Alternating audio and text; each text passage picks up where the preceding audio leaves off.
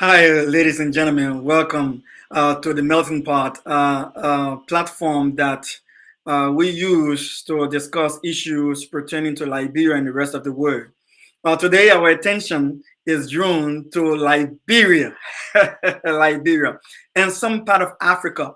So, part of our discussion today on this program, we're going to be discussing not just Liberia, but part of Africa, because the conversation around the visit of the Liberian president to the United States also include four other presidents from Africa, and it links also to a just ended conference summit that was held in Luandi, Angola. It was a U.S. Africa, the 17th U.S. Africa Business Summit. So yeah, so a bit of that also will have to come into play. So again, welcome to this platform, The Melting Pot. I'm Dr. Clarence R. Pearson, and I am a Liberian, a proud one, and the internet is buzzing with my country's name, Liberia, because of what Donald Trump just did yesterday. And so we're picking up on that topic. So today, topic number one, we're going to talk about President Trump's praise of President Boyka's English, which I found condescending. We'll talk about that. We'll look at the visit in terms of expected outcomes, like what do we expect to see come out of this visit of these five African presidents with President Donald Trump. And because of my link to Liberia, we will pull up the HPX and the multi-user rail conversation we've been having for quite a while now in Liberia when it comes to the high power a company called HPX in ArcelorMittal fight, or should I say, scramble for one of the oldest rail in my country, in Liberia. All right. So yeah, stay with me, and we will be going through those conversations. Right. I want to say share this show if you're joining me by way of social media. If you're on Facebook, please share this live. If you're on YouTube, please share this live. If you are on LinkedIn, please share this live. Again, I'm Dr. Pearson, and it's a pleasure having you on my platform today. So let us get this ball rolling, right? So the first conversation we want to have is that of President Trump, praising President Boyka. But it comes from the background of a dinner that was held yesterday hosted by President Trump, and when he invited five African leaders to come and visit with him. And Liberia, my own home country, was one of those countries, including Senegal, Mauritania, and other countries. So let us listen to my own country, President Joseph Yaman Boyka, make a little statement at the dinner. In fact, President Trump was very, I wouldn't say not too courteous to his guests when the president of Mauritania, I think, was speaking, and he said, "Look, we gotta cut this thing short." He cut him off and said, "You gotta cut this thing short. Make your statement short." And then right after that, it was President Boyka time to speak. So it kind of it probably may have thrown you off in a way, and then he reverted to being very vague, and that's what I'm going to talk about. How vague his comments, his statement was on that occasion. So let us listen to President Boyka. All right, let us listen to President Boyka. Anniversary we did at Liberia Embassy. Mr. President, we thank you for this opportunity to be here. Liberia is a long-term friend of the United States, and we believe in your policy of making America great again. And we also go a long way with you in your diplomacy that has to do with economic development and commercial friendship. Liberia has a lot of minerals, and one of the things we ask as good friends for a long time is the opportunity to do a survey of our minerals. Mm-hmm. And also we are committed to peace, and we've been very lucky within our region. We are a country that have had series of democratic elections, and our country had been cooling down And also, we want to encourage American involvement in the investment in Liberia. Yeah. We'd like to see that happen. We want to work with the United States in peace and security within the region because we are committed to that. And we just want to thank you so much for this opportunity. Well, thank you. It's such good English, such beautiful. Where did you learn to speak so beautifully? Were you educated where? Yes, sir. In Liberia. Yes, sir. Well, that's really interesting. It's beautiful English. Sure. I have people at this table can't speak nearly as well. They come from. So there you have it. The most talk about a video clip across. My name is Evan Bain, and I am across Liberia right now and on social media, across social media space. That is the most talk about video right now across the world. In fact, even all of the international media picked that up. And as I speak to you right now, all of even down to BBC, BBC as well. Running with that story right now. So the thing is that what is it that we would have looked forward to seeing coming from that conversation at that dinner table with President Boyka? What is it that we would have loved to have seen come out of that conversation? You know, every time you have as a world leader, every time you have the opportunity to meet with the president of the United States of America, it's a very big moment, right? It's a very, those are not opportunities that come lightly. In fact, I think since President Boyka assumed power, he had been to the United States more than 2 occasions, I think on 2 occasions or more. And he has never had the opportunity to sit with the United States president, not even the Secretary of State, right? And then he had come on high profile meetings as well, but he never had that opportunity. So now he has the opportunity. He has been invited to come over to pay a working visit. This visit should have been one that will have to center around the discussion of trade and other discussions. But the point of the matter is that after President Boyka got the limelight, before international media and all Liberians at all tune in, the entire world is tuned in, and our president is given an opportunity to say a word or two at the dinner table.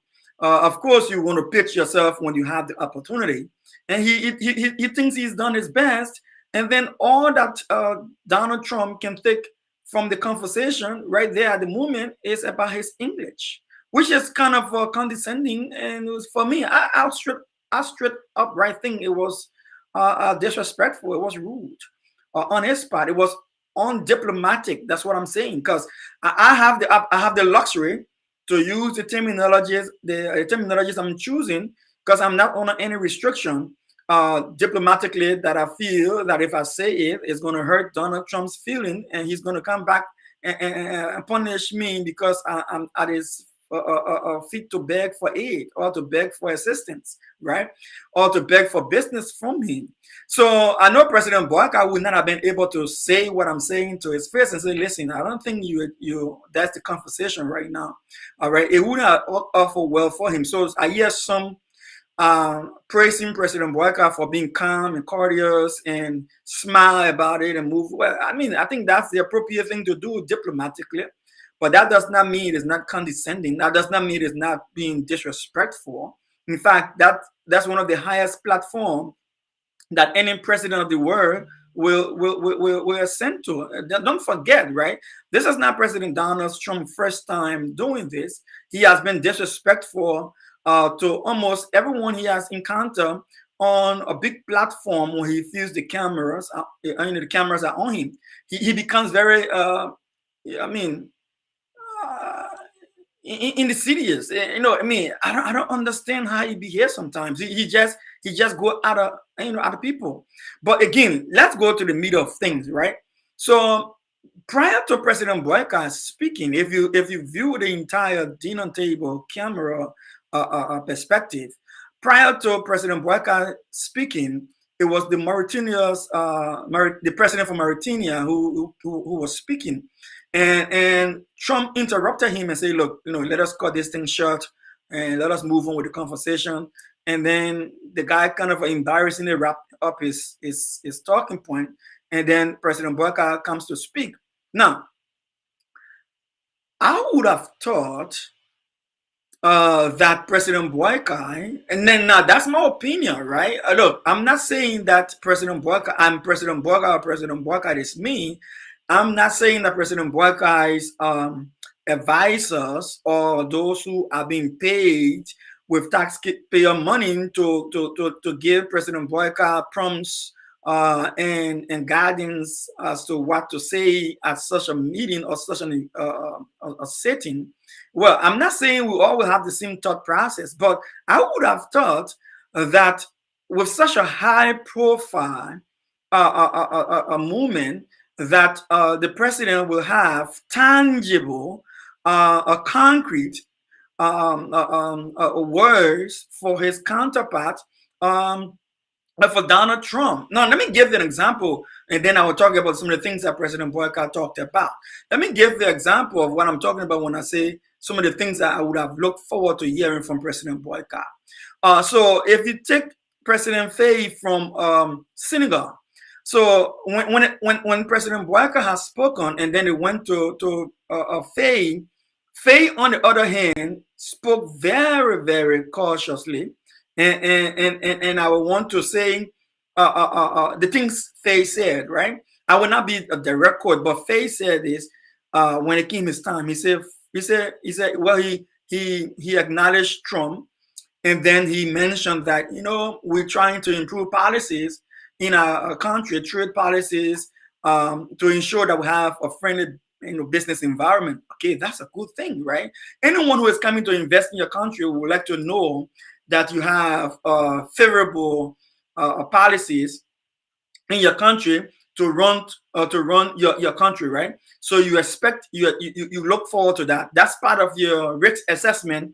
If you're going to invest in someone's country, you want to know whether, yes, this country is going to provide for us the opportunity that speak note of that.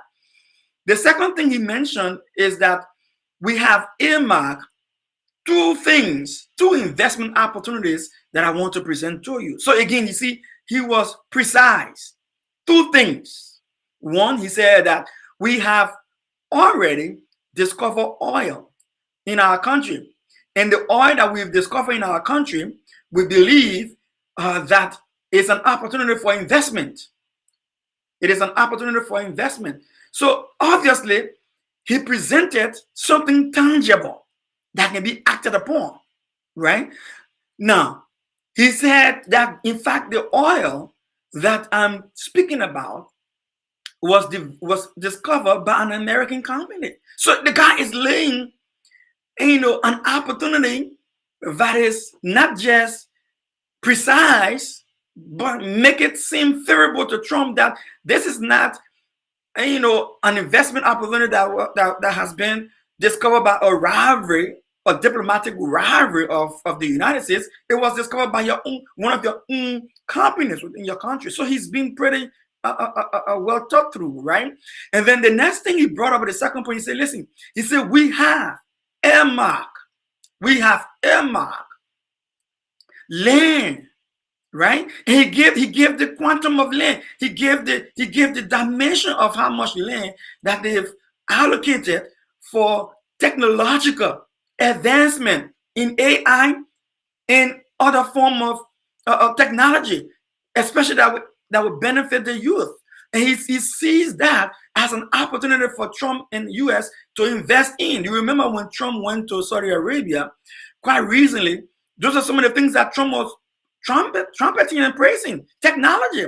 And Trump also invested in Saudi Arabia in one of the biggest technology hubs, that's going to be established in the Middle East. So this guy is pitching tangibles.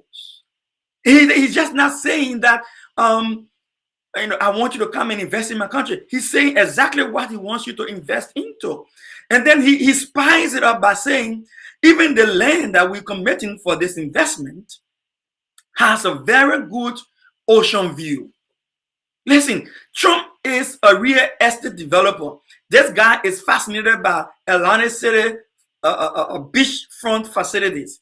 He's fascinated by big properties like in New York City. He's fascinated by a sea city like Florida, right? He's fascinated by even my own state here, New Jersey. And in New Jersey, he comes to play golf and stuff. And then this guy, President Faye, moves further to say, and in trying to close up, he say, and I know you are a good golf player. So everybody knows Trump to be somebody you have to pamper him, right? You have to flatter him.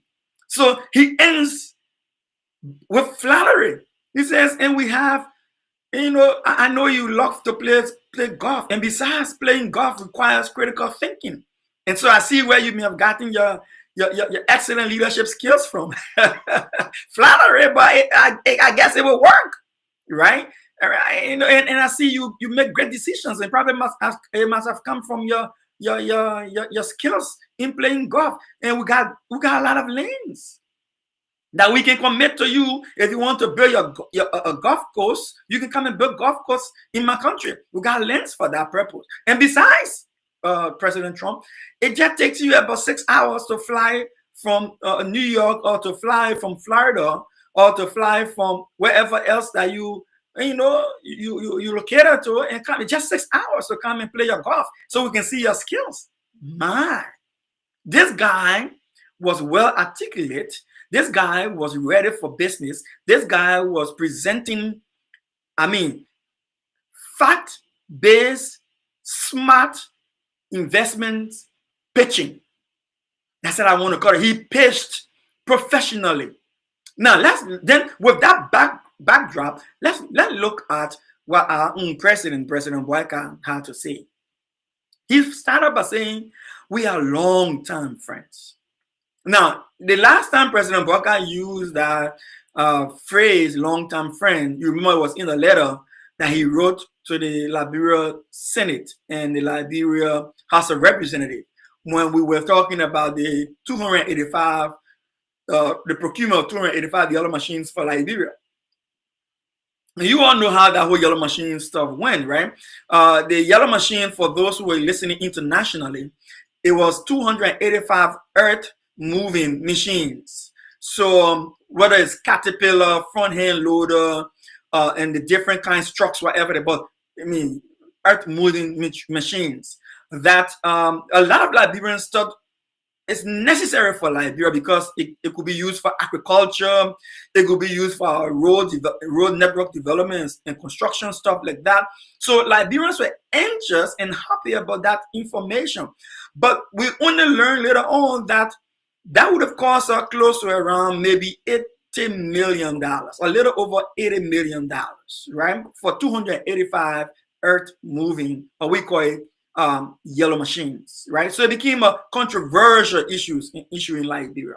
Now, but that is not the point. The point was that when we couldn't justify that business deal, when we couldn't agree that it met the minimum standard of procurement, whether it is our PMF law, which is public procurement law, whether it is whether it went through the legislature for review and approval, when all of these things did not add up, there was a big noise in Liberia. So after so of course politically, people would say, you know what, just bring anything, we need it. So it doesn't matter how you get it, where you get it from. At the time, it was projected to have been coming from South Africa. No matter how we get it, where it comes from, how we buy it, whether you follow procedure or not, we just want it. And some of us were saying no. We have a country where where corruption is a major problem.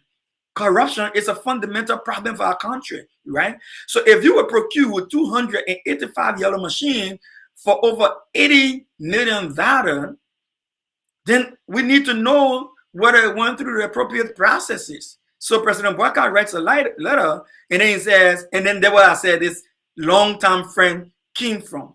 Oh, this guy is a long-time friend, and he has some confidence in my arrest agenda, and he's looking to be of help to my agenda. But is it free? Of course not. It's going to cost the country about $80 million. So if we didn't bring up the conversation, that $80 million would have just gone across easily.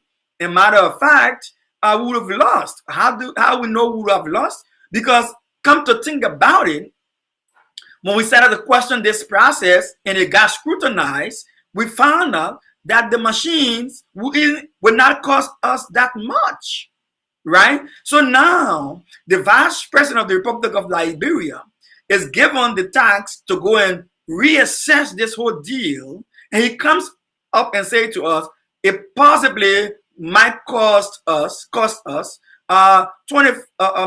$24 million or $25 million, something around that neighborhood, $24 to $25 million to get something that would have paid $80 million for. That would have ripped off the country close to $60 million, right? So you would have thought that we would have taken all of the necessary precautions. So President Boubacar mentioned again long-term friend, and we're laughing. We're laughing because that is not a diplomatic language. So I'm guessing whoever gave President Boubacar a cue did not prompt President Boubacar to use diplomatic language that would have referred to the legacy of Liberia. Liberia's legacy as Africa's oldest republic and the role that Liberia has played in Africa and the world combined. And even in Africa and one colleague, welcome. And, you know, that's how you speak. You don't just say long-term friend. You must speak diplomatically. You must put that long-term friend in context. So when we criticize that, people get annoyed. Don't get annoyed. Please share the show. Don't get annoyed. You know, we want the president, we want Liberia to be properly represented. So another thing he says, besides long-term friend being vague, like I said, the next thing he said, we support your mega policy. Well, I don't have a problem with that.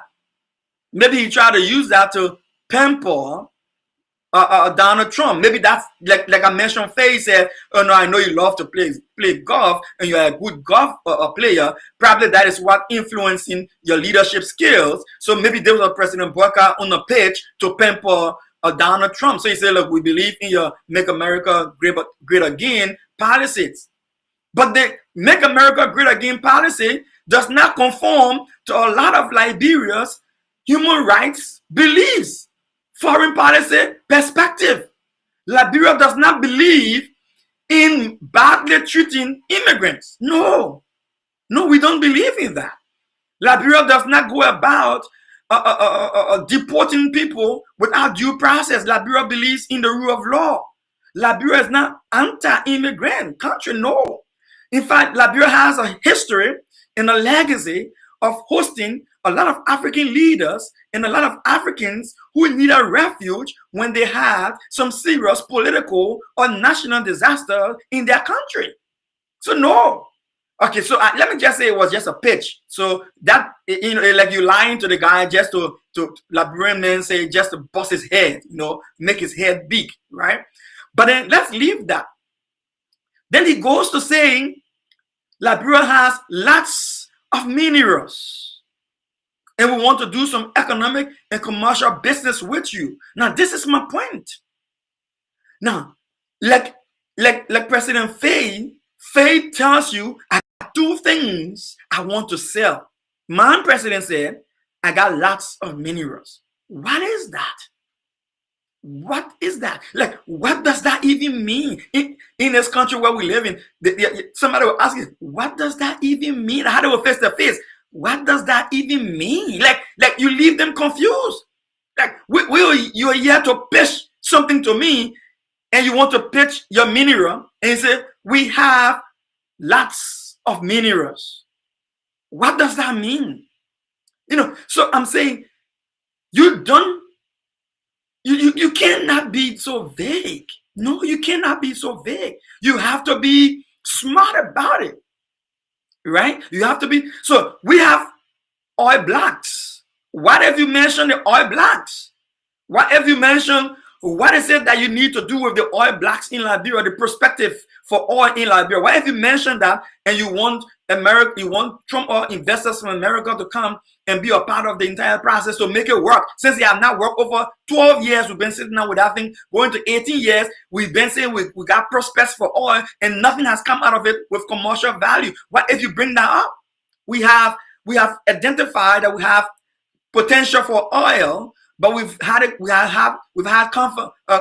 difficulty in getting commercial finds with this. Even though our neighbors next to us, the Ivory Coast, have already started mining commercial value in oil, which of course we feel they're too close to our border, even much more making an argument that we may have oil as well. What's about that? Okay, leave that. So you talk about minerals. So China just did a survey for us in 2024. As I speak to you, China just did a survey on your administration, President Boyka, and told you some of the minerals that we have. You just also had a meeting, a press conference in Liberia with your ministers, and you told us exactly all of the things that you have new finds. The nation said there are new minerals that have been discovered in Liberia. What if you have made those minerals? If you didn't want to mention that China was the one who did the survey, you don't have to say China did the survey. But what if you mention that we've discovered these different kinds of minerals, and now we need your to make them commercially valuable? What if you said that? Now let's leave that. Then you mentioned that we committed to be. Also, we want to join you to do some peace and whatever that means. Why if you talk about our troops that are peacekeeping? And the United States under Donald Trump has been withdrawing funding from the United Nations, which is negatively impacting the United Nations functions out there. So you have peacekeepers in Mali. Right? You are on the seat of the Security Council. What if you mention those and say that you look forward to seeing how you can collaborate in those areas? All right. You have issues with other sub-Saharan countries that are pushing America away from their country. So we don't want your bases here. So what if you remind President Trump that Liberia has been one of the strong allies of the United States, even during World War II, we stood by the United States of America, like you mentioned, and declare war against Germany. So now that America is facing anti-colonial pushback, all right, and driving America from some of the bases in the Sahel, what if you say we're open into security collaboration in you building a base or relocating some of your bases in our country? If we've been selected for something like that, then re-emphasize that. What's about that? All right. And I want to close on this issue, especially when you talk about we are interested in your investment. What does that mean? We are interested and we encourage you to come and invest in our country. What does that mean? So when you see, so some of us are hoping, and I want to make this point clear. Some of us are hoping that there are sad conversations, right? So there are officials of government who may be sitting on the sideline conversation, because it do happen in this kind of situation where you have people sitting on the side having side conversation or backdoor conversation. I hope some of these precise conversation was held. If not, then we didn't do good. But I think even if we did it on the sideline, like the fair did, this would have been our opportunity to showcase ourselves when the camera was on us. Say those things that I just mentioned. And then even if you wanted to come and resurvey for minerals, then that part of the discussion afterward. But the fact is, you already know what you have. Sell what you have. Now, let me end on this note by saying, even in Liberia, where our people live from the villages with their produce and bring it to market day, nobody leave the villages in the towns and walk all the way to the marketplace along the main road to sell and then leave the produce behind. You don't do that. Our old people don't do that. Every minute will put the cassava on the children head. They will put the plantain on their own head. They will put the oil bar, the oil containers across their shoulder. Every minute will put it on bicycle, or they will put it in wheelbarrow. They will bring the produce with them. But President Boyka, what it seemed to me is that you went to the market day and you left the produce behind. That's what it seems like. You left the produce behind. And then you were just saying, oh, I have this on my farm. I got it on my farm. I got it on my farm. But you didn't say exactly what you got on your farm and how somebody can buy what you have to sell. So then it brings us now to the conversation where, so what will be the possible outcome? What will be the possible outcome of this meeting? Now, Donald Trump has shown us quite clearly what the possible outcome will be, that he didn't take us serious. So because everything that we said so vaguely, he ends up saying to you, after you've said everything else, he ends up saying to you, oh, you speak good English. So he was just concerned about the fact that you didn't have anything better to present other than the fact that your English was good. Because if you had attracted a conversation from him, he would have responded on some of the points that you would have brought up. You brought up. Look at Faye. Now I'm making reference to Faye because Faye did a smart presentation. He was precise as to what he wanted out of the conversation, and because of that, he gained Trump's immediate feedback. Trump was saying, "Oh yes, good. Yes, that's nice. Yes, I agree with you." So he sold something to Trump, but for us, we did not sell anything to Trump. We just beat around the bush. And after we got through beating around the bush, he has nothing to say other than fact, oh, you speak good English. Even though we are an English-speaking country, but he says you speak good English. You speak beautiful English. Also, where did you go to school? Where did you learn to speak that English?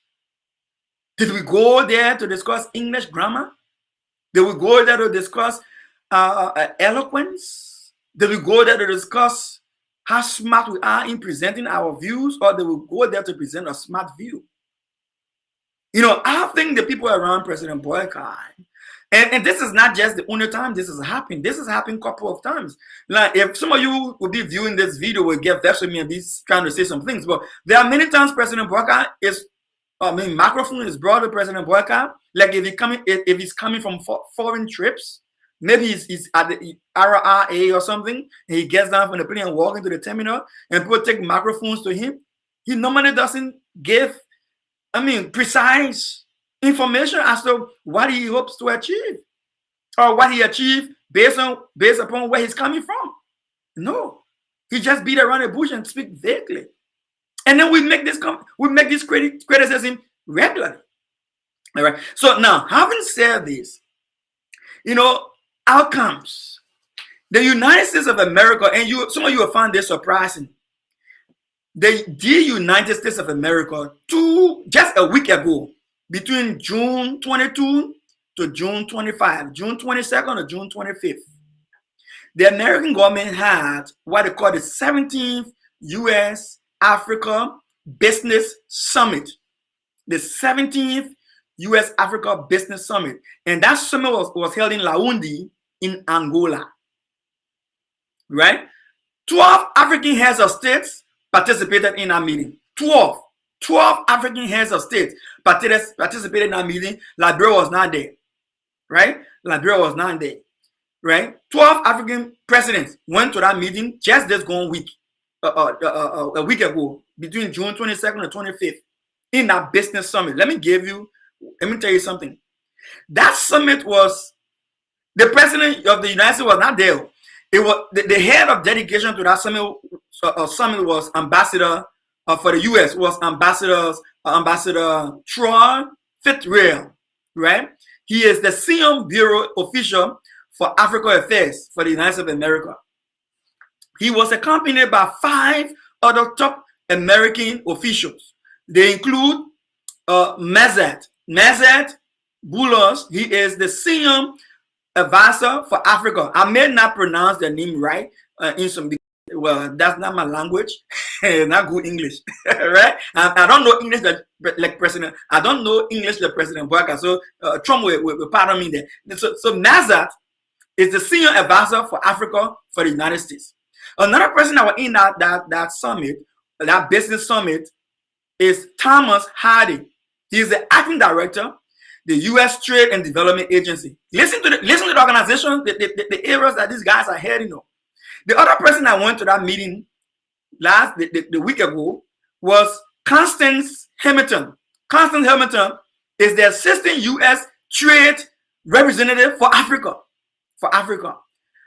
The fourth person that attended that meeting was at that conference was Connor Coleman. Connor Coleman. He is the head of investment and chief of staff, U.S. International Development Finance Corporation. The fifth person on that trip at that conference was Tamara Maxwell, senior vice president for small business, export, import bank of the United States. If you listen to the titles I'm quoting, these representations were conveniently handpicked because they did not only represent the United States, but they represent the strategic titles that could make trade decisions, that could make financing decisions, and that could make major commitments. Somebody will say then, in that 22nd, 23rd, 24th, 25th, 4 days U.S. Africa Business Summit, the 17th U.S. Africa Business Summit in Yaoundé, Angola. What did that meeting produce? Those 4 days. That meeting, I'm talking about outcome. I hope you're listening to me. That meeting leveraged $2.5 billion. $2.5 billion deals and commitments between U.S. and African partners. $2.5 billion. $2.5 billion. What areas were the monies cover? The monies cover.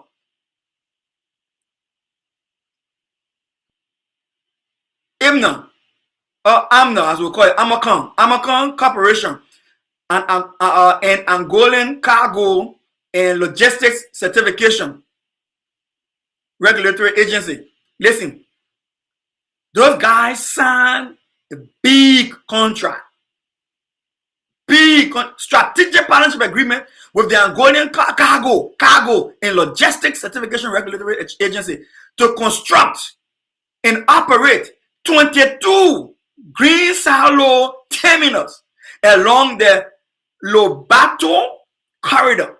The project is backed by the U.S. Export-Import Bank and is expected to significantly enhance Angola's food security and agri-logistics capacity. Are you understanding what I'm saying? That is one of the strategic areas that Liberia is struggling with. Angola, we're licking that one. Angola was licking that one. Licking it. In Liberia, can say they licked it.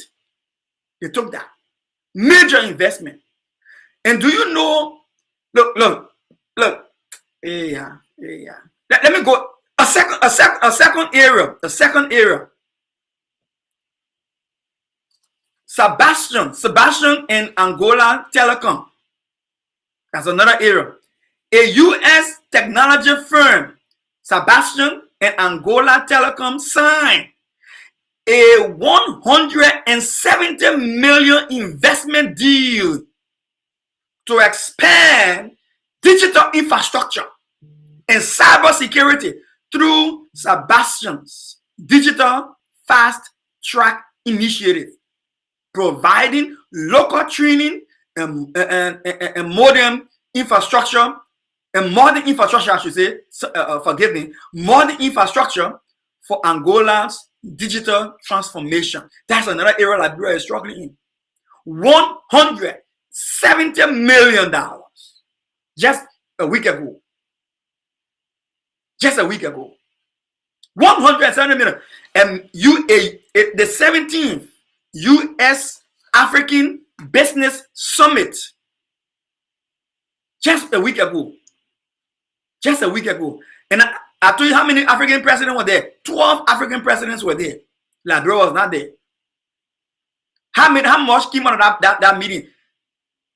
$2.5 billion.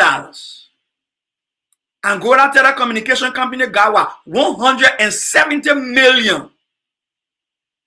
Providing local training and modern infrastructure for Angola digital transformation. Liberia needs that area for support. Where we're looking at outcomes. Let me move forward. Another thing that came out that they got last week, Business Summit, U.S. Africa Business Summit, that Liberia did not participate in. CEC Africa Sierra Leone, right next door to us. Sierra Leone, next to us, Limited. CEC Africa Sierra Leone Limited signed a memorandum of understanding to develop West Africa's first U.S. sourced LNG terminal in partnership with AGMP and backed by the U.S. International Development Finance Corporation. Not only that, they say people coming do business, but they already got the funding source as well, laying out already from America set to carry on the project. The terminal will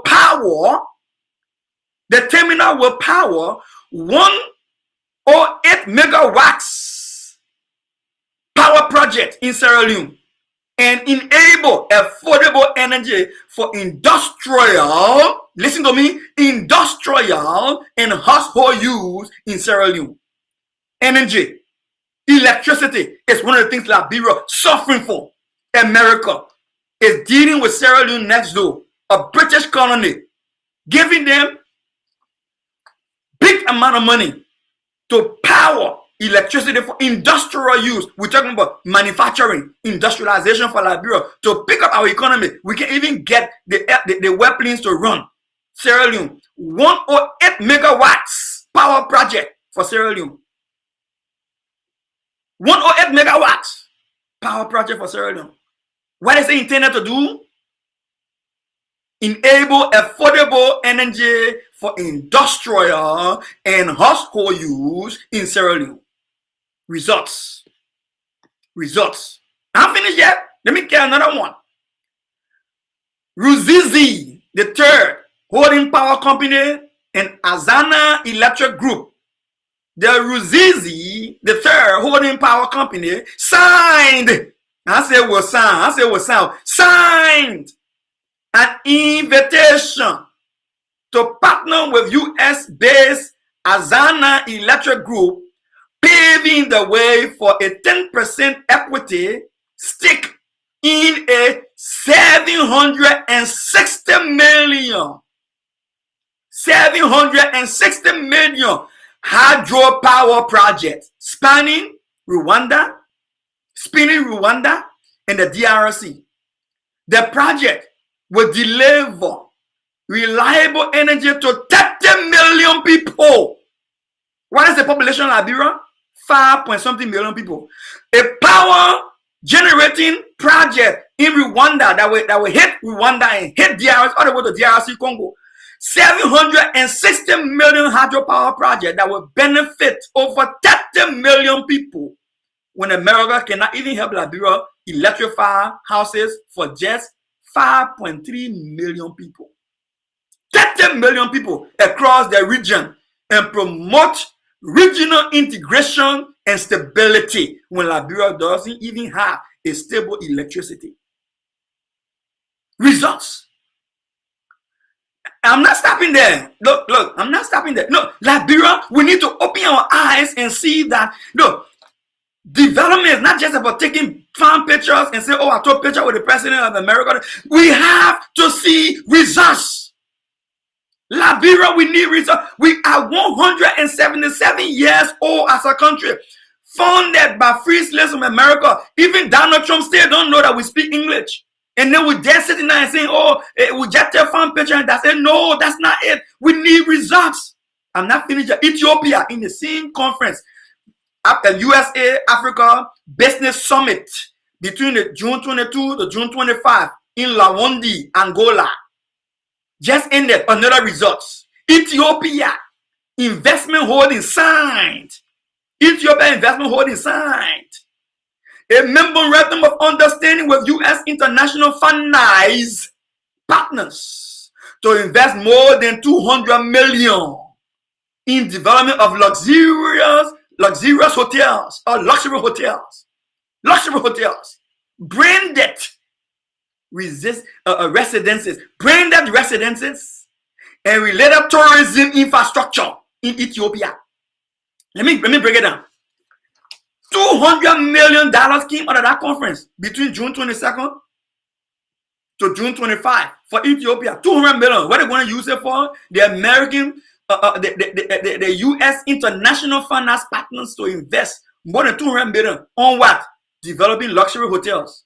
Not just luxury hotels, branded residences. When they say branded, the Milo, it's not just Labro, I'll take my time. In Labro, say, not no fiabobo housing. No, I mean, branded houses, residences. Branded residences. Which means, like what you guys say, there's a Gucci shoe, a Gucci bag. This, the way you put brand name on the thing, say branded houses, residences. $2 million. And not only that, but will also facilitate and fund businesses in related tourism infrastructure. This is also something Liberia desperately needs. Our people are still living in thatched houses. Even our capital building is still leaking. Our government offices bad off. University of Liberia, rain falls straight into the classroom, toilets broken down, classes run down, no chairs, no benches, no projector for teachers, for professors to project their notes, nothing, infrastructure bad off in Liberia. But yet, look at $200 million for developing luxury hotels, branded residences, and related tourism infrastructure.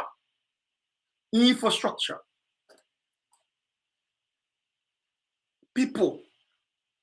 The agreement aligns, according to the report, they say the agreement aligns with the development priorities of Ethiopia. It aligns with it. So with me, Ethiopia, we're telling them, what is it that we want? This is what we want. Ethiopian president said, this is what we want. And they got it out of that June 22 to June 25 U.S. business summit just a few weeks ago. While Liberia in Warehouse, we're discussing English. I'm not stopping there. I get one more to tell you, then I'll move on because of time. Hydrolink and the government of Angola again. That's another money that they got. Let me tell you how much. I kept that one for last. It's on my page. Go to my whole article there. I kept that one for last. Let's know how much the Angolans got.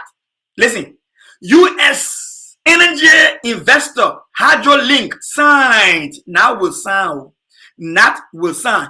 U.S. Hydrolink signed in the past tense. S-I-G-N-E-D. Signed. I know English. I know English too. President Trump said, no, I know English too. Signed an agreement with the Angolan government to develop listen to the numbers. $1.5 billion. $1.5 billion private transmission line connecting hydropower sites in Angola to critical mineral mines in the DRC. I repeat myself. U.S. energy investor Hydrolink signed an agreement with the Angolan government to develop a $1.5 billion private transmission line connecting hydropower sites in Angola to critical mineral mines. Critical mineral. You know what that does? A lot of businesses that don't want to come to Liberia, are not that Liberia doesn't have some business opportunities, but for businesses, for major companies to come to the country, you got to have stable electricity. You need stable electricity. So for Liberia to be successful, we need stable electricity. And this is what these American companies went to a business summit just a week ago, and gave $1.5 billion to Angola to supply current between the hydro the other hydro that I mentioned up before, the other millions of dollars, connect the hydro to the mining sites. The different mining companies are what do you think I will do? It will cut down the company cost on power if the running generator, right? And when you cut down company costs in terms of production, what do you think will happen? Maybe workers will get more pay. Maybe they could be able to employ more people. That's what Liberia needs. But the question that I'm asking, if America can facilitate these things with other African nations that have what President African nations that don't have what President Baraka calls long-term friendship. They do not have what President Baraka calls long-term friendship. If they can do these things for the other countries, why is Liberia still what Liberia is after 177 years? After 177 years. Then we're talking about good English? Some of you you're so small-minded. I'm not insulting you. I said some of you, so I'm not talking to you, listen to me. I'm talking about somebody else. Some of you so small-minded, you celebrate things like that. You are not looking for results. There is this conference, the 17th U.S. Africa Business Summit that happened in Luanda, Angola, outside of America, that produced $2.5 billion in big money in critical areas that Liberia crawling and struggling with. We can't get it fixed. But then we're sitting now in the White House as long-term friends, and we have not even announced one MOU, one contract, or one thing that we say we signed on our critical areas. Electricity, technology, none of the critical areas. We have not shown one. We can't show one. We're still discussing English. Are you kidding me? We're still discussing English. My question to President Baraka is, what is it that we have benefited from this conversation of English? Is it enough? No. Let's listen to the U.S. ambassador in Liberia, and now I will continue and close this session. That meeting, don't underestimate this. Don't try to see kind of false.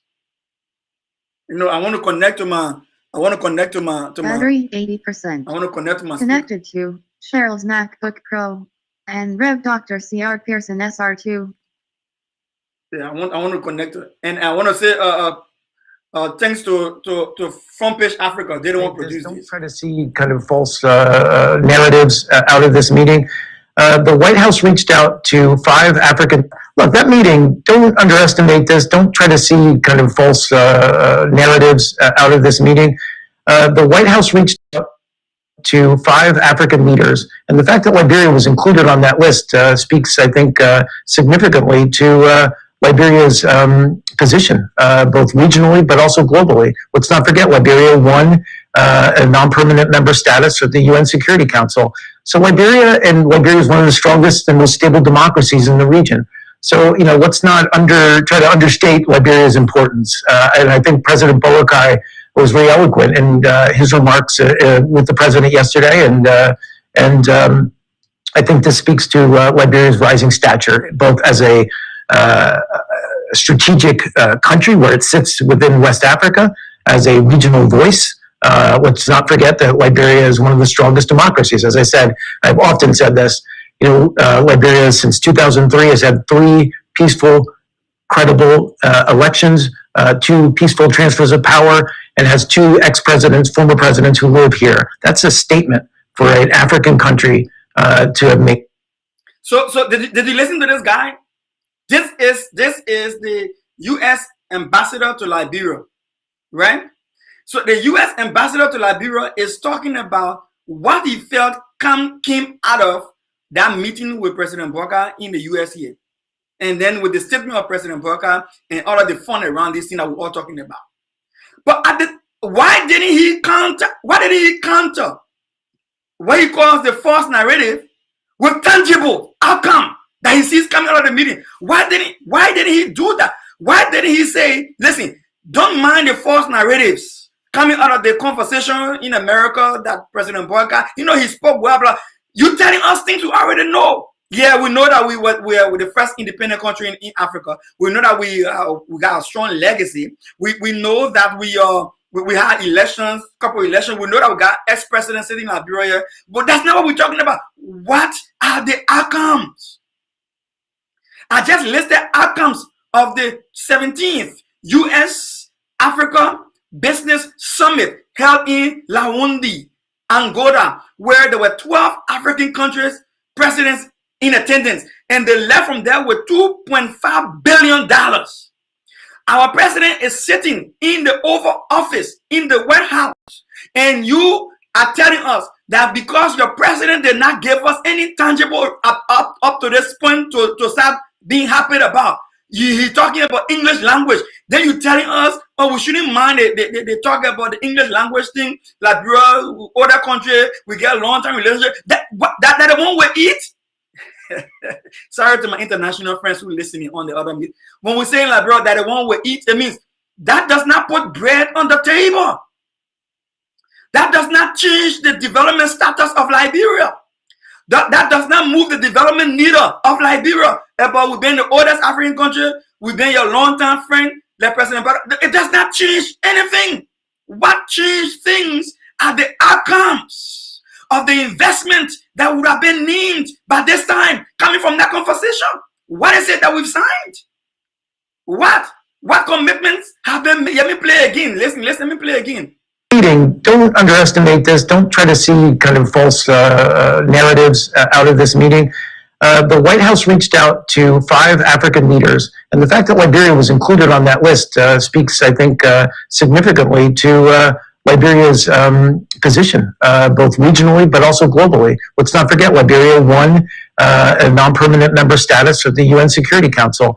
So Liberia is one of the strongest and most stable democracies in the region. So, you know, let's not try to understate Liberia's importance. And I think President Boakai was very eloquent in his remarks with the president yesterday. And I think this speaks to Liberia's rising stature, both as a strategic country where it sits within West Africa, as a regional voice. Let's not forget that Liberia is one of the strongest democracies. As I said, I've often said this. You know, Liberia since 2003 has had 3 peaceful, credible elections, 2 peaceful transfers of power, and has 2 ex-presidents, former presidents who live here. That's a statement for an African country to have made, and for any, frankly, democracy to have. So how does that counter the narrative? You're not telling us anything we do not know already. You're telling us everything we already know. So the point of argument here is that at the end of the day, Mr. Ambassador, what are you telling us? We want to hear about tangibles. Oh yeah, you tell me about my president Donald Trump. Tell me about a Liberia president speaking English. But don't take your eyes off the real thing. The real thing is that Liberia got this, Liberia got that, Liberia benefited this, Liberia benefited that from that talks. That's what we should be saying here. That's what we should be hearing here. What did we benefit? That's what we should be hearing. And I want to give credit to Front Page Africa for that. Front Page Africa for that audio. And that ambassador, U.S. Ambassador Liberia, Mark Turner. Right? Telling us something we already know. We're telling you, say, look, you're playing in front of President Boyka. And in as much as you want to come and defend that fund that you're playing under President Boyka, us, and you come clarify, come with tangibles. Liberian will say, come with tangible.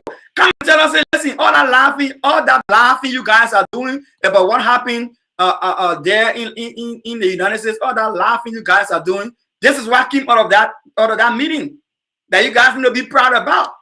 Don't tell us, oh, you know, listen, you guys are Liberia is this and Liberia is that. We know all of that. We know all of that, Ambassador. We know all of that.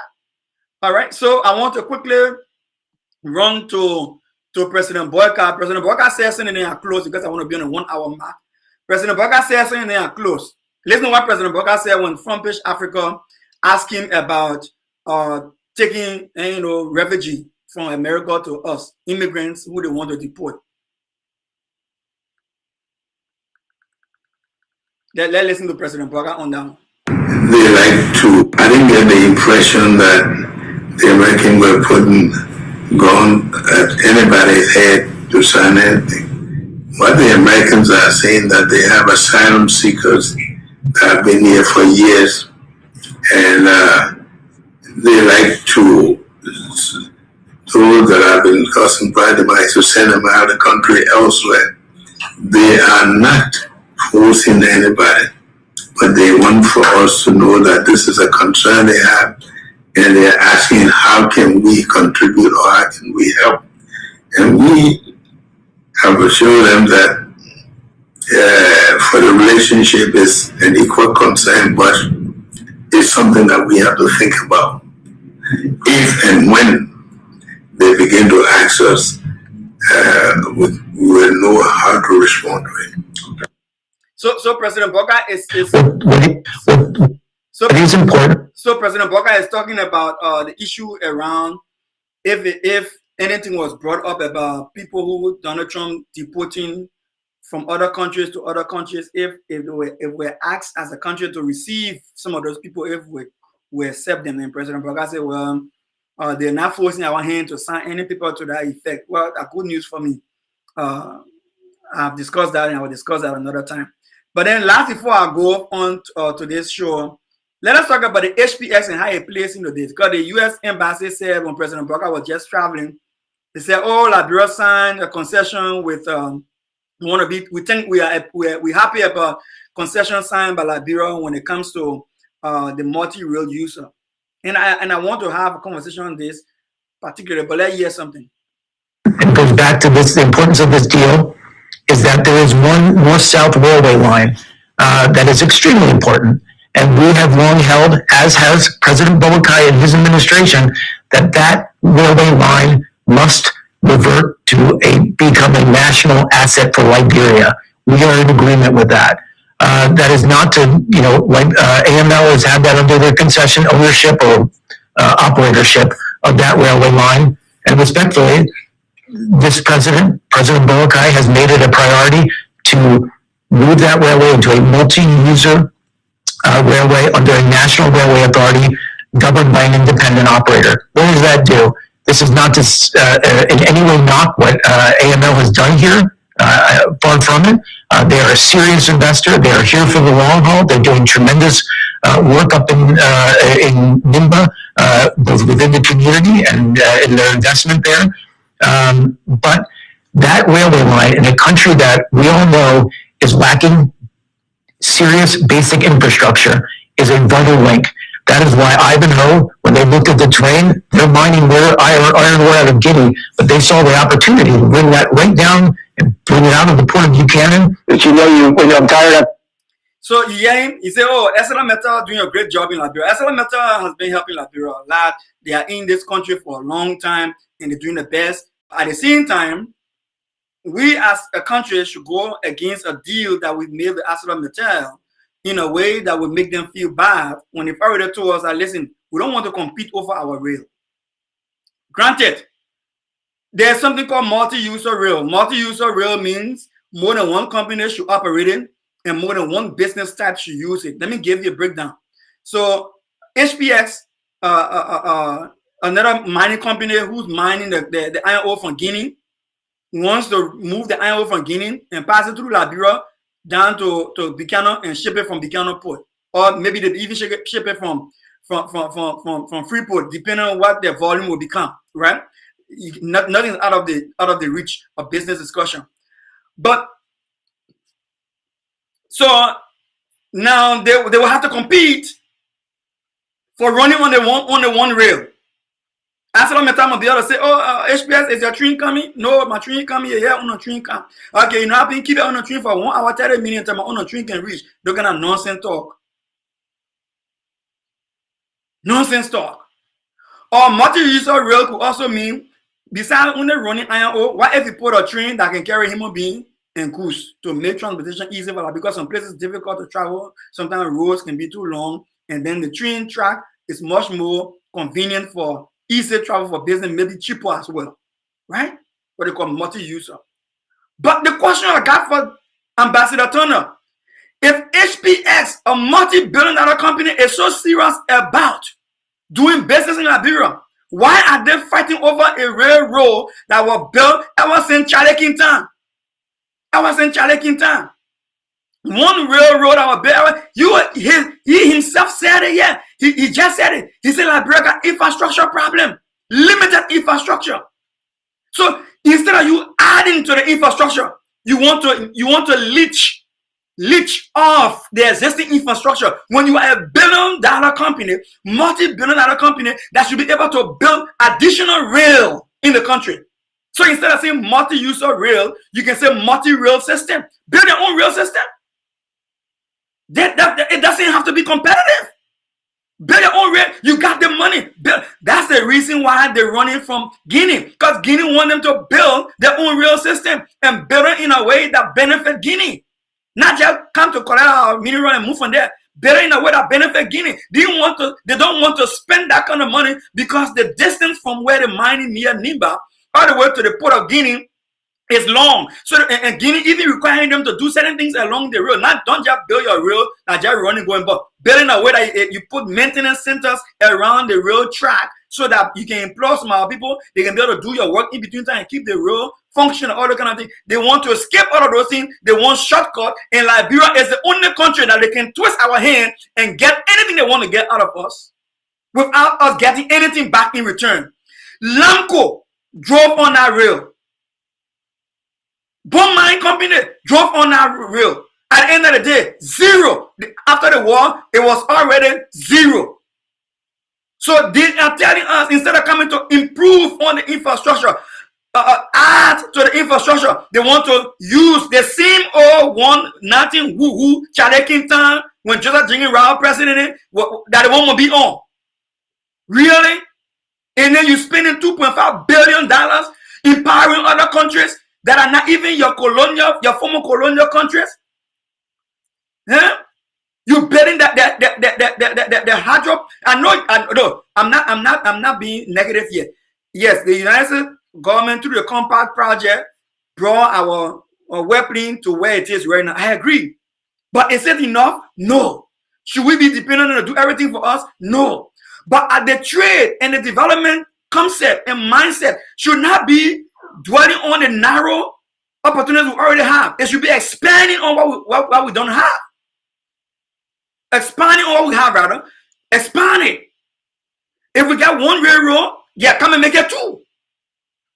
Right? If we have one hydro plant, yeah, probably come and make it two. If we get a hydro plant that's producing maybe 50 megawatts or whatever megawatts you want to call it, or 100 megawatts, yeah, come and make it 200 megawatts. No, we want expansion. We don't want narrowing down our developmental project. I have to say we're still back in the 1940s, 1820 something. No, and let's listen to him again. He doesn't want to bring in new railroad. He want to come and leash off the old one. Somebody told me, say, Dr. Pearson, they got to start from somewhere. Let them come and start on the existing rail, and then they can build on that. That's a lie. That's a lie. No, companies are in it for profit. Companies are not in it for the benefit of the people. If you want to get anything out of a company that want to sign a concession with you, you got to get it from the beginning, from the start. If you say, let them sit down and then later on we improve on it. No, that's that lie. No, I'm not saying ArcelorMittal has everything 100% correct. No, the last time I criticized them myself, their housing facility is bad. The giving back to Liberia is bad. The 1.2 billion they said they invested in Liberia, they feel that was so fiasco. Let me tell you why it's fiasco. The 1.2 billion increased their ability to take more iron ore from our country. It did not increase the level of viable long-term benefit to Liberia. No, it does not increase that. They just created an opportunity. Instead of taking 5,000 metric tons, now they'll be taking 20,000. Instead of taking 5,000 metric tons, now they'll be taking around 20,000 metric tons of ore from our country. You see that? So they only invested at 1.8 to improve their profit. Yes, of course, our own chicken cheese will grow too, but it is not in proportion to what it's going to get. So I agree. ArcelorMittal has a problem. But when you come to my country and you say you want to invest in the country, and then you say, oh, the road that are running between Nima to Montserrat County, it's a small road, it's not a good road. And then one company is the one that own the road. I want to join the company to run on the road. The company said, no, the road too small for two of us. Face your own road. Then he said, no, I want to face my own road. I want to use this one road. There's something wrong with that investment idea. The very America we're sitting in here, and I close on this, the United States of America we're sitting here. If you see the road network, you can pass 10 different places to go to the same place. You can use 10 different roads to go to the same place. If you want to, you can use 20 to 10 different roads to get to the same location you want to go to in this America here. Train track, airport got their own train track, community road and got their own train track, commercial road and got their own train track. Everybody got different type of train track depending on what you want to do. Even when you go to some casino, they got their own train track there. You go to some airport, they got their own train track there. Multi-rails. Not multi-user alone, but multi-rails. Multi-rails, segregated multi-rails. When I say segregated, mean not multi-user. If you want to haul cargo on this rail, it will be strictly cargo. Nobody going to make accident on there with people inside. No, multi-rails. If you want a rail that will run with only human being there sitting in the other train there, running on the other railroad. Then you come to my country, Liberia. In the 21st century, we have been long-time friends for over 177 years. The other year coming making it 178 years. And you're talking about competing for one Charlie-Kintown rail. One rail that was built during Joseph Jingle Rawa time. I just emphasizing. You telling me that? And you don't want to invest in a new rail? In a modern rail? Even newer and modern rail? I got a problem with that. Now let me close. North-South railway line. Hello, welcome to the One North-South railway line. What is important, and goes back to this, the importance of this deal, is that there is one North-South railway line that is extremely important. And we have long held, as has President Boakai and his administration, that railway line must revert to become a national asset for Liberia. Does it have to be a national asset? He is talking now about socialism. He's a capitalist talking about socialism. Socialism means when you get certain major national asset, it should be owned by the whole country. It shouldn't be owned by a private company. That's socialism. But this guy sitting right here, he's a capitalist. He believes in private company owning property, owning things so that they are able to make profit for competition to run in an open market system. He here now is pushing such socialism when he is a capitalist in whose mind he thinks he can fool ordinary Liberians to think that he is a socialist mindset and that we should have a socialist form of operation when he can benefit. When in theory, when in practice, it will be HPX who will be benefiting because they got shorter distance from Guinea to Buchanan Port without spending a dime. When I say spending a dime, I'm exaggerating, but without spending quality money to build a rail that will benefit Liberia, even when ArcelorMittal on a Charlie-Kintown rail field, don't have a second rail project. He says, and I'm quoting him, he says Liberia only has one major rail that runs from north to south. One major rail. So he's telling me we should be satisfied with one rail that if it breaks down, every business stop running. Rather than he telling me we'll build a second alternate rail, so that when Liberia one rail gets damaged for some reason, whether natural disaster or some complications, there will be a second rail that will continue to keep the engine of Liberia running. What sense are you telling me, Ambassador Turner, that you're pushing and twisting the hand of our national government to become an affront to a company you said is doing well, but we should mistreat them because you want something you need to get? Listen to him. Socialism, for the purpose of my friends who are Pan-Africanism. Pan-Africanism means they put Africa first. A lot of Pan-Africanists are in favor of socialism because if private companies take over everything, they're driven by profit, so the people get hurt. So listen, my Pan-African friends, I'm not saying to you that I support capitalism. I'm only saying this capitalist is pushing socialism as though he sees it as the best alternative Liberia, only in disguise that he knows he's doing it because he wants to have a shortcut to a business investment.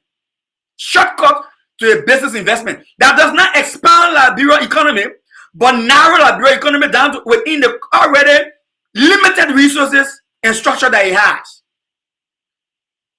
Limited resources and structure. You have an infrastructure you call critical that only one rail runs from northern Liberia to southern Liberia, but you want to put 2 trains. When I say 2 trains, 2 companies, multi-million dollar, multi-billion dollar companies hauling critical mineral. 2 of them, critical mineral on one rail that will drain it down faster, drain the maintenance of the rail, drain the life of the rail down faster, running 2 major companies on one rail, as compared to building 2 rails to have an alternative routes in case Liberia economy has an issue with one rail, we have another rail functioning. Multi-user, good idea, but build your own rail and make all 2 multi-user. We want multi-rails. Listen to him. We are in agreement with that. That is not to, like AML has had that under their concession ownership or operatorship of that railway line. And respectfully, did you hear him? He said ArcelorMittal has ownership. He corrected himself. He said no, operatorship. So which means he knows ArcelorMittal does not have ownership. ArcelorMittal has the right to operate. That's 2 different things. So the argument is not that ArcelorMittal is owning it. ArcelorMittal has the right to operate it. And ArcelorMittal is saying the volume of product that we all will be pushing is going to impede our own operation and because time is money for big businesses. If you delay my transportation of my product, I'm going to lose profit because of my time being wasted. Build your own rail. I don't want to use another word. Build your own rail. this President Boakai has made it a priority to move that railway into a multi-user railway under a national railway authority governed by an independent operator. Where is that? So again, you don't need to have a multi-user rail in order to have government having a national rail operator or national rail a regulatory body. You can have multi-rails and we still have a national regulatory body. We can have, like, we got multiple free ports, we got multiple ports, seaports in Liberia, and we can still have one regulatory body. We can have multiple airports in Liberia and still have multiple regulatory body. So ArcelorMittal giving up the operator rights to allow HPS to come and join it on our one rail that will break it down soon. And then when our one rail get a problem, all business in Liberia stop. Are you kidding me? It changes nothing for the better of our country. If you want to use and do business in our country, improve on our infrastructure. Build your own rail. Period. Build your own rail. Give us access to multiple options so that when one breaks down, we have access to another one. Our economy will not shut down. That's the concept. And ArcelorMittal is right to say what they're saying. So this is not to in any way knock what AML has done here. Far from it. They are a serious investor. They are here for the long haul. They're doing tremendous work up in Nimba. So if ArcelorMittal is doing well, why don't you do well yourself? If ArcelorMittal is not a long-term friend, like you have been a long-term friend. They're not a long-term friend. Why they say that you cannot, since they're not as a long-term friend, like you are a long-term friend, why can't you see our need and say, y'all got only one critical rail that runs from north to south in Liberia, from the highlands of Nimba to the lowland of Monserrado County or to Buchanan City, and this is a economic risk to your country, because if this rail, something should happen to it for some reason, I mean, business will be put to a halt for a couple of days or hours or whatever the case, in that money. So we're going to do a second rail because we want to invest in Liberia to give you multi-rail access, so that when one of your rail goes down, we have a second rail to operate on. Your economy does not stall. That's development. But you say, no, let us squeeze on the same rail. And I'm not saying, oh, I said that method, I'm not been doing well, but y'all made them feel bad. So we all can squeeze on the same reel. You say they're doing well, we shouldn't make them feel bad. You don't want to make them feel bad, but we should push them to make you take some of the time off of their rail and impede their business when they are thinking about upping their productivity. They want to increase their production, which means they will increase their trips on the rail. They should cut down their trips on the rail to give you time to run on the same rail, and then you'll run it down in a faster and deplete it in a faster pace than everybody having their own rail. And that should be good for Liberia. Within the community and in their investment there. But that railway line in a country that we all know is lacking serious basic infrastructure is a vital link. That is why Ivanhoe is a vulnerable link. That line is a vulnerable link. We are lacking development, and that lack is a vulnerable link. Yes. So even though there's a vulnerable link, you're telling us instead of you come to build a second one to compensate for that vulnerable link and make it not to be a vulnerability any longer, you're telling us we should even further make it further vulnerable by increasing the traffic on it without improving the expansion of it. It doesn't make sense. It doesn't make sense. It doesn't make sense. It doesn't make sense to me. It doesn't make sense. Even if you told me, say, you know, we just start and then we'll build it later, it still does not make sense, because from the start, it's the best time for me to push you to see what you can, to see your juice. Like Brother Man said, we want to see your juice. We want to see your juice. Now when you sit down, we want to see that, you know, we want to see the juice now. You know, I also want to say thank you for being there. It was a pleasure having you. And I want to say I'm out of time and I have to go. God bless you. God bless Mama Liberia. I'm Dr. Pearson again.